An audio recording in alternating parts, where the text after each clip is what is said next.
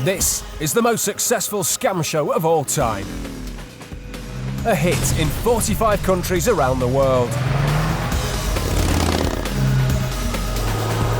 The real hustlers have stolen cars. It's perfectly safe there. Burgled houses. Picked. Switched. And ditched. They've carried out close to 500 scams and stolen over £1 million. And now they're back for an 11th series. Alex, Jess and Paul. With new recruits, Polly and Jazz. Their job? To expose the tricks of the criminal's trade so that you don't get scammed. On tonight's show, guest hustler Radio 1 DJ Nahal throws some shapes. Don't walk past there! Polly proves that scamming drinks is as easy as... 1, 2, 3. Enjoy the reward. And Jess makes a new friend. I'm actually furious, do you know that? I'm actually furious.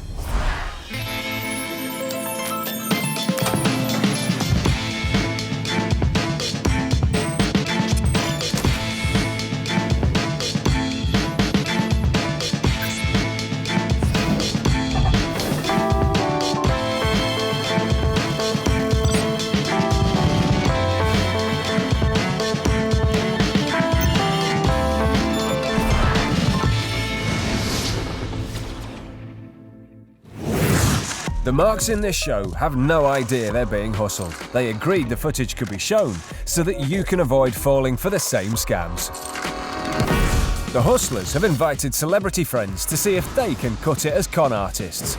But they'll have no clue what the scam is about, and there are no dress rehearsals. So this is sink or swim.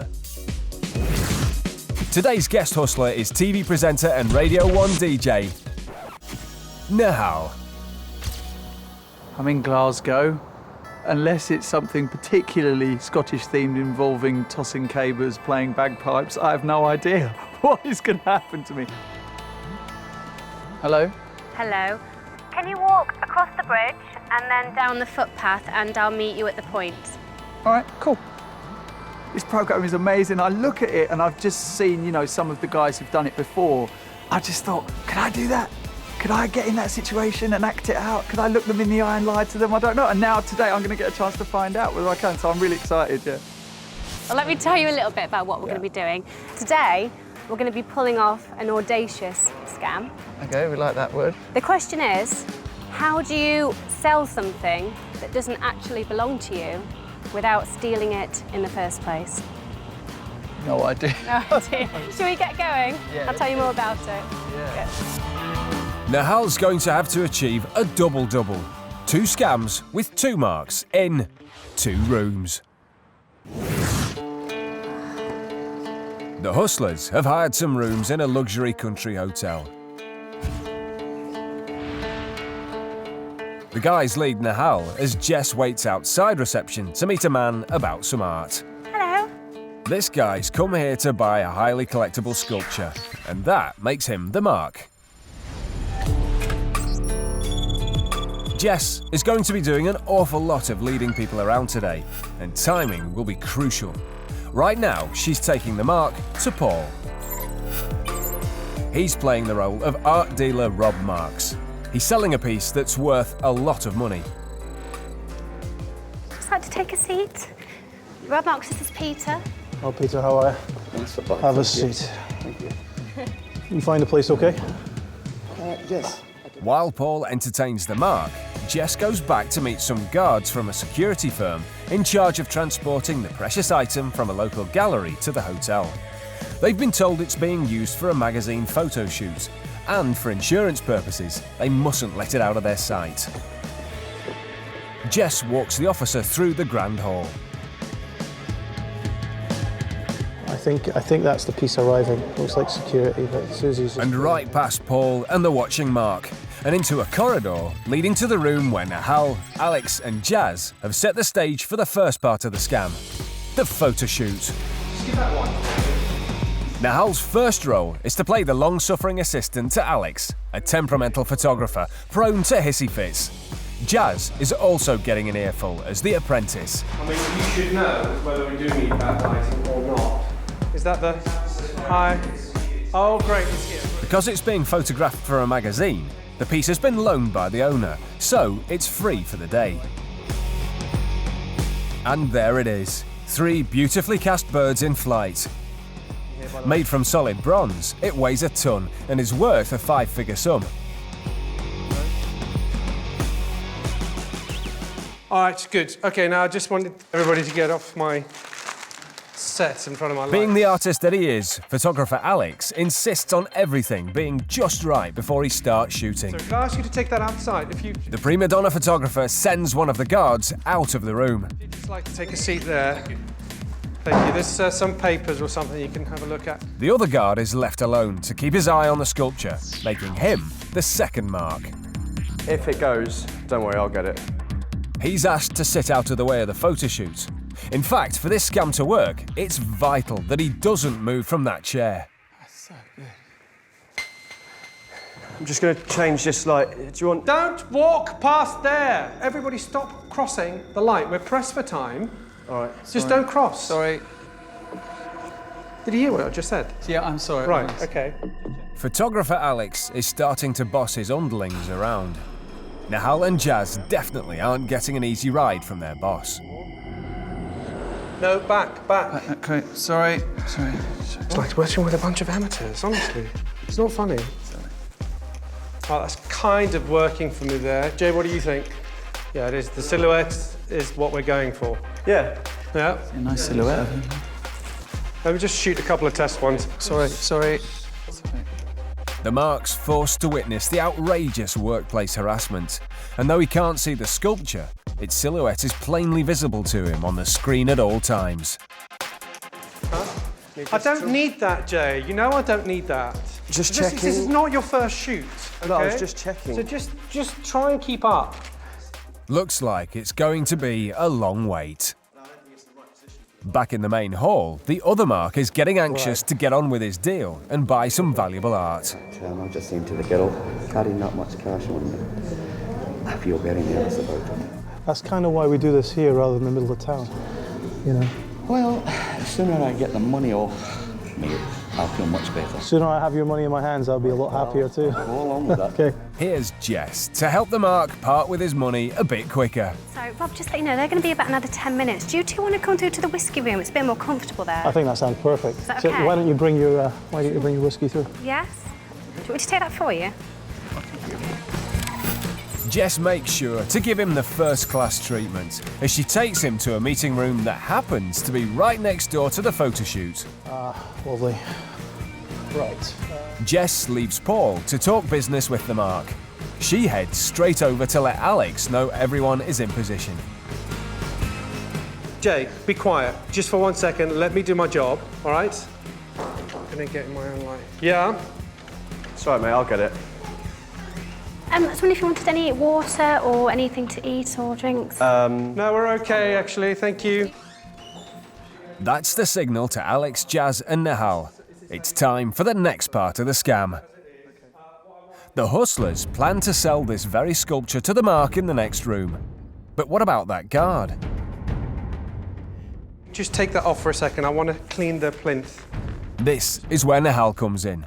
He removes the sculpture from the plinth. Just pick it up from there. Just bring it over here.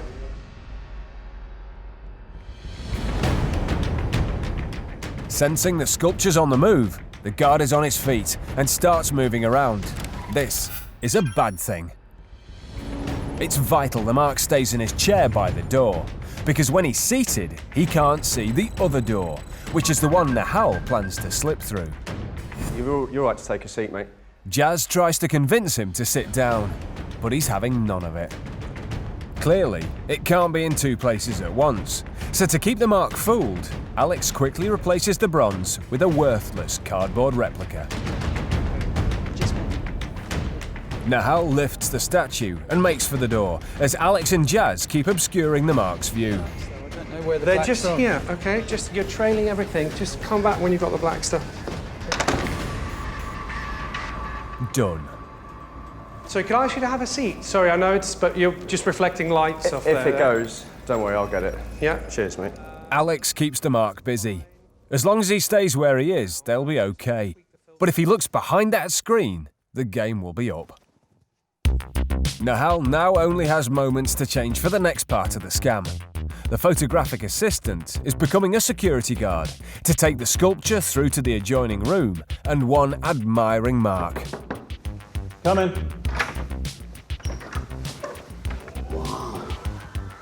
Put it over there. Yes, of course, Mr. Marks. I'm not as strong as I look. That really is stunning. I've seen pictures. This is isn't it amazing? And the photographs don't do it any justice at all. I mean, it's totally amazing. The scene's now set for the sale. Coming up, one security guard gets restless and one happy customer becomes very much not happy.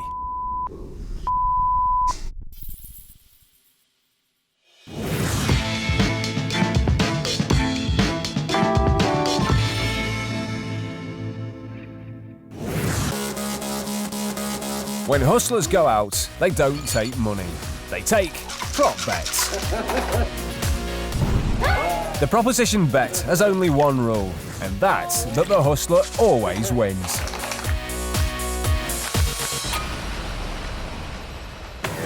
I've got a challenge for you. Here is 3 shot glasses and 10 coins. They're just normal coins. So I want you to put an odd number of coins in each glass, but you have to use all 10 coins. If you can do it, I'll buy you a drink. If you can't, you've got to buy me a drink. So to win a drink, Holly's friends need to divide all the coins so there's an odd number in each shot glass. It just doesn't add up. Okay. Shall I start with you, yeah? Yeah. So an odd number in each glass. 1, 2, 3. Put 3 in that one as well. 3 in that one. They have to be inside the glass, They yeah? have to be inside the glass, yeah. 3. 3. Think of other odd numbers. Yeah, the odd numbers aren't the hassle. It's like that? You have to have a coin in every glass.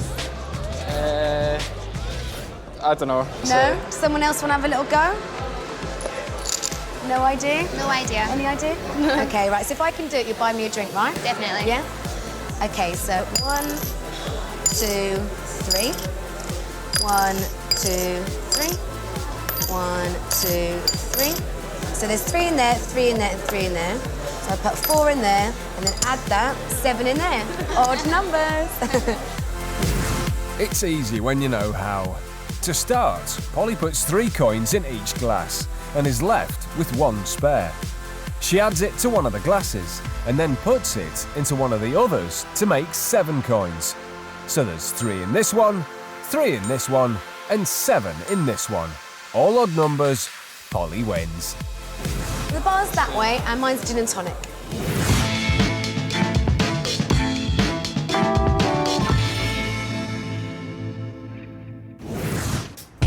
It's a late summer's evening, and judging by Jess's travel bag, she's off on holiday. But before she leaves, she's keen to make a little spending money in the Ringer. Jess homes in on her first mark. Excuse me, can you just help me, please? I've just found this ring just down there. I'm just waiting for a cab. I think it might be, well, I'm pretty sure it's that one in the window, and I don't really know what to do. It's a jeweller's. I mean, it's inside there, so I mean, it's an engagement ring, obviously. I don't know what to do. I'm really late. I've got to go get a plane. So, Jess has found a ring outside a jeweller's. A poster in the window is offering a £500 reward to whoever finds it. But she's on her way to the airport, so can't come back to claim the cash. Maybe one of these guys could help her out. I'd love that cash, but I'm not here. I've got to go. I've got to go. Sounds genuine. How could this possibly be a scam? After all, there's the poster inside the closed shop, and it seems like Jess has found the ring in the picture. It must be for real. Why did I have to go today? Damn it! I could drop it off tomorrow night. I'll be in Glasgow tomorrow. Yeah? I could pick it up here. It'll be open then, won't it? So he's agreed to help her get the ring back, but it's a shame she's going to miss out on all that lovely reward money. Unless If you've got something on you that you can give to me now, then at least I've got something out of it. Then you can get the £500 tomorrow. I've not even got any cash on me. Oh, really?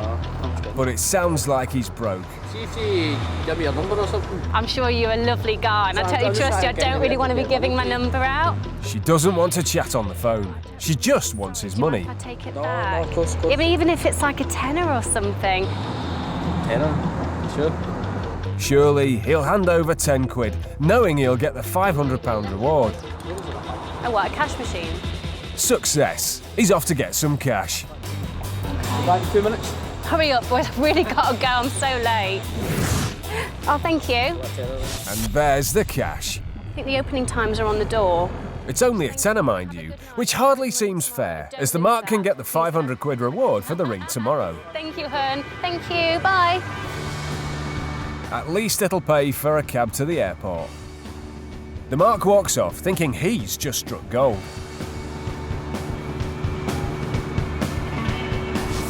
A few minutes later, here comes a familiar-looking lady, stepping out of a familiar-looking cab, at the exact same spot, and she's only gone and found another ring.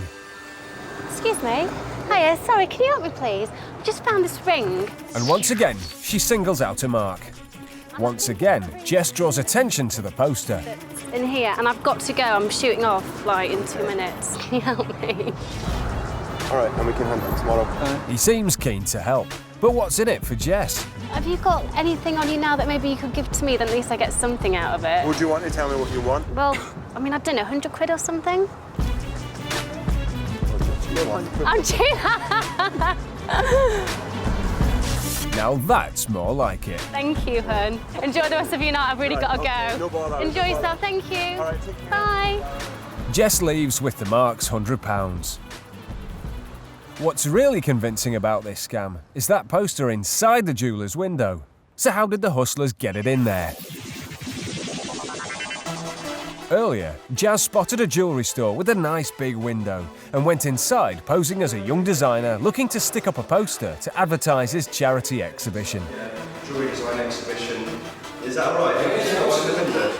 Cheers, mate. With the manager's permission, Jazz stuck posters up inside and outside the shop window. Later, when the shop closed, all Jess had to do was quickly remove the poster on the outside, revealing a hidden reward notice printed on the back of the poster on the inside. And a constant supply of cheap fake rings means she can hit Mark after Mark Just found this ring. after Mark. This one here. Hi, can you just take me around the block? I'm actually raging because my judgment of people is usually a lot better. I'm actually raging. I'm actually furious. Nobody gets one over on me. Nobody. I don't allow it to happen. I'm too protective of myself, and it's clearly fake.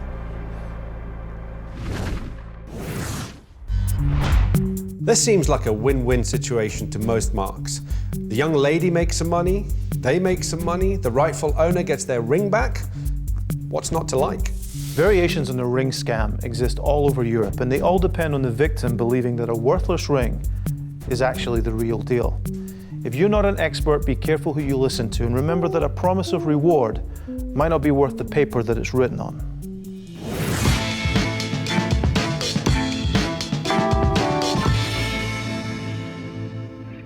Earlier today, Radio 1 DJ Nahal helped the hustlers pull the wool over 2 different Marks in the same scam. They've borrowed a piece of art, and somehow they plan to make money from it. What a piece. The catch? It's not theirs to sell, and neither Mark knows that yet. It's only a matter of time before the security guard notices that the valuable sculpture he's looking after isn't where he thinks it is, in 2 Rooms, Part 2.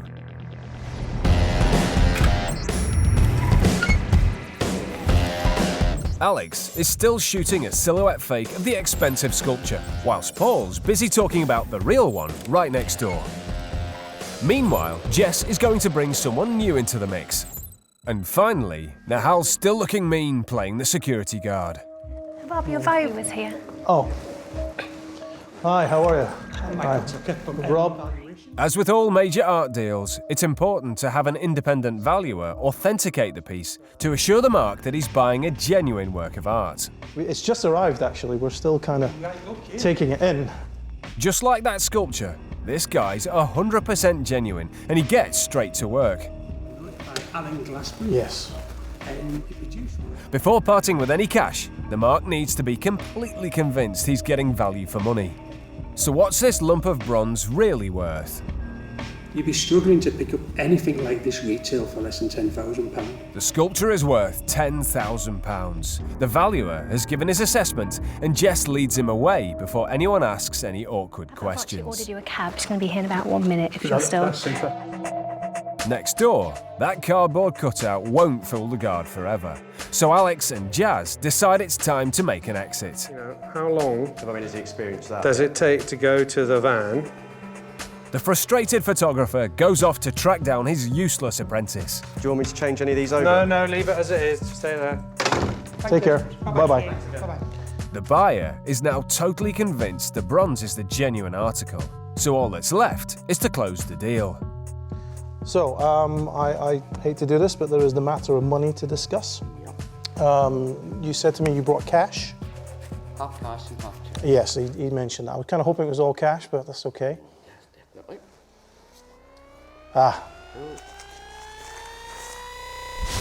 Ka-ching! Very good. I think that our security firm can drive it for you. I'll take your word for it, it'll be secure anyway. Yeah, I mean, you know, so far they haven't lost anything yet. Have you lost anything yet? Not to the best of my knowledge. Yeah. I never realised they had an eye for something. The hotel manager wants a word with Mr. Marks. Sorry to disturb. Hi. You mentioned putting something in our safe and it's on a time lock. He does look an awful lot like that photographer from next door, only in different clothing. You've got a window of 5 minutes. All right. Would you be so good as to make sure that goes into my box? Paul hands the £5,000 cash to Nihal. Okay. Okay. Thank you. Sorry to disturb. Alex will show him to the safe. Sorry,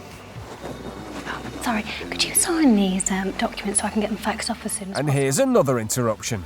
Jess has some urgent business that requires Paul's attention. I'll be right back. I'll see you in a couple of minutes, okay? I'll bring you another whiskey. Yeah. In fact, this is the getaway.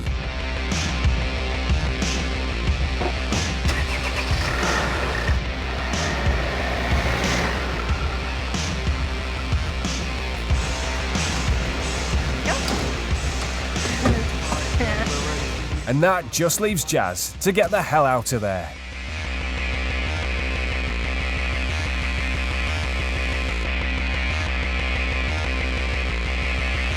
Right under the mark's nose. Anytime you're ready.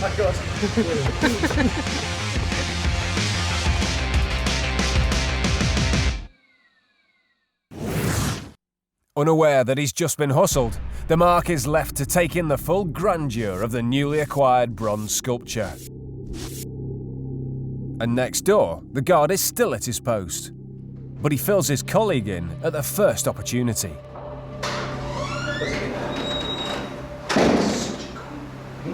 You walk over the screen. You do not just walk across the screen. What's the start of He can't believe the £10,000 sculpture he's been guarding for the past hour is actually a worthless cardboard cutout. What's the guy doing here? Following the only other exit from the room, he runs right into the other mark. Hello. Hi. Did you see a couple of guys come through here, did you? Yeah, they were in here with me. Right. At least the sculpture is still in the building. But the guard can't work out what's going on. He goes to find his mate, leaving the other mark very puzzled. Hi there. Hey, sir. Hi. The security firm has been tasked with keeping the statue safe, so that's the boss's first priority. We need to put it back on that stand. It's actually been bought. I'm How much afraid they bought this? we're looking after this for some photographers. Let's get it photographed. Well, there was a security company there who was going to deliver it. We are the security company that delivered it. To here? Yes. And we're looking after it today. Right, and you're going to deliver it to the address that I gave the other guy? No, we're looking after it for the photographers and then it goes back to the supplier. Chris, could you put that back in, please? Be careful with it, it's very valuable, apparently. Oh, I know it's valuable. I'm just after being done out of £5,000. Right, if you could put that back in first, then we'll get the hotel manager, please. Sake. Be careful with it. So how did the hustlers manage to sell something that they didn't own in the first place? Back in the den, Polly arranged to hire the piece for the day and arranged to have it delivered to the hotel. She carefully mocked up the shape of the bronze on some card and made a cutout that could be used to fool the security guard into thinking it was still on the plinth. When in fact, the whole time it was in the room next door, being sold to another unsuspecting mark. The valuer simply added authenticity to the deal. You'd be struggling to pick up anything like this retail for less than £10,000. And after that, it was easy. Actually, I could cry at the moment, to be quite honest with you. I just feel so angry inside. It's just been a day for me, from start to finish. When the security guards came in to take away the piece, to be honest with you, I didn't know what to think. In fact, I wanted to put my head through a wall. I'm just so bloody angry. For you to live your life not wishing to be hustled, you would always have to think the worst of people. But, you know, if someone was trying to sell me, 3 birds sculpture made of bronze, I would make damn sure that there was no other room. I would do it out in the open. If I saw a security guard, I'd go, who do you work for? If there was a fella with glasses, a really pretty woman and someone who looks kind of Greek, I'd run a mile, quite frankly. Do you know what I mean? I'm gone. The grand surroundings give this scam an air of authenticity. Until the very last minute, both parties believe they're taking part in a legitimate piece of business. And by the time they realise they're being scammed, we're a couple of miles down the road. This is not amateur hour. This is the kind of scam that professional criminals will set up to obtain high-value goods. If you're in that market, you should know who you're dealing with. And if you're asked for cash, that should ring an alarm bell. Make sure you understand the kind of transaction you're going into from the outset.